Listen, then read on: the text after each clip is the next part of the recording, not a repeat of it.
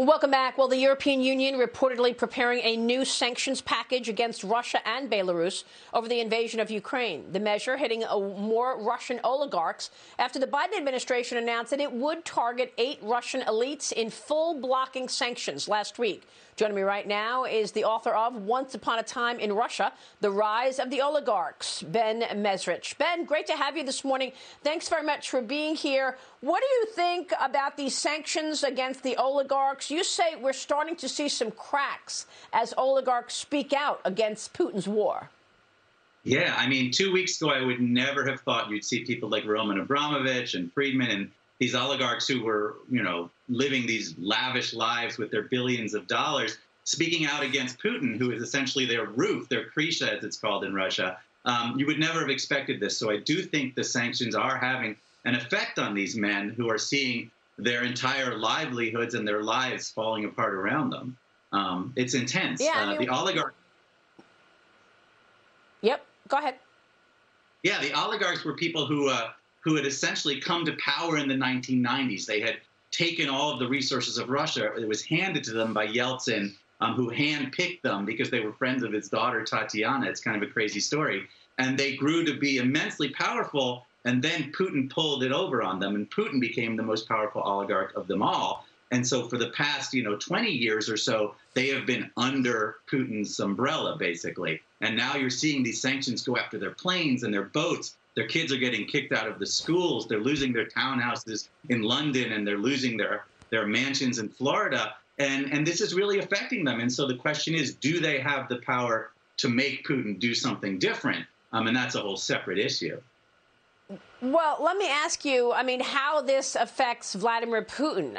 We have reported in the past that Vladimir Putin may be the richest person in the world because he takes stakes in all of these companies. How does hitting at the oligarchs hit at Putin?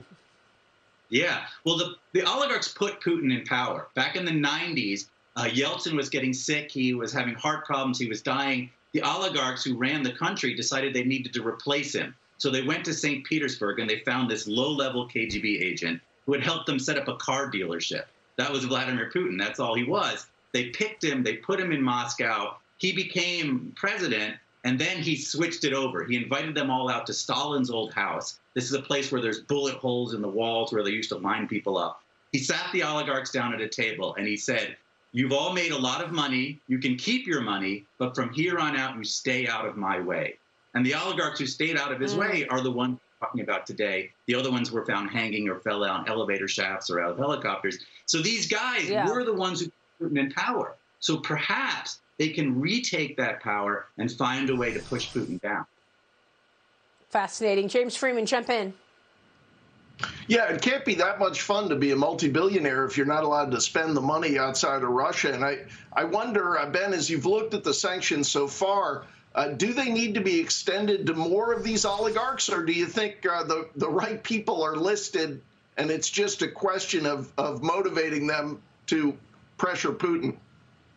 I mean, it's a great question. So I've spent a lot of time with these guys, and what's really important to them is the respect of the world. They want to be respectable. They buy soccer teams because they want to be part of the international community. The reason that they live in London and they live in New York and not in Moscow is, one, they want to be safe, but secondly, they want to be part of this community. So going after the oligarchs is a really smart way to go around Putin, because these are the guys who essentially put him there, and these are the guys, hopefully, who can find a way to take him out. I do think that as you extend it to more and more of these guys, you take away their livelihood, you take away their respectability, they're going to do more than complain. So I do think this is a really viable tactic, and one that doesn't involve guns and tanks and weapons. So I think it's very smart.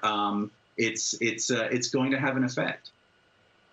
All right, Ben, great to get your insight. Thanks very much. Ben Mezrich joining us. Ben's latest book, Behind Him, The Midnight Ride, is out on bookshelves right now. Check it out.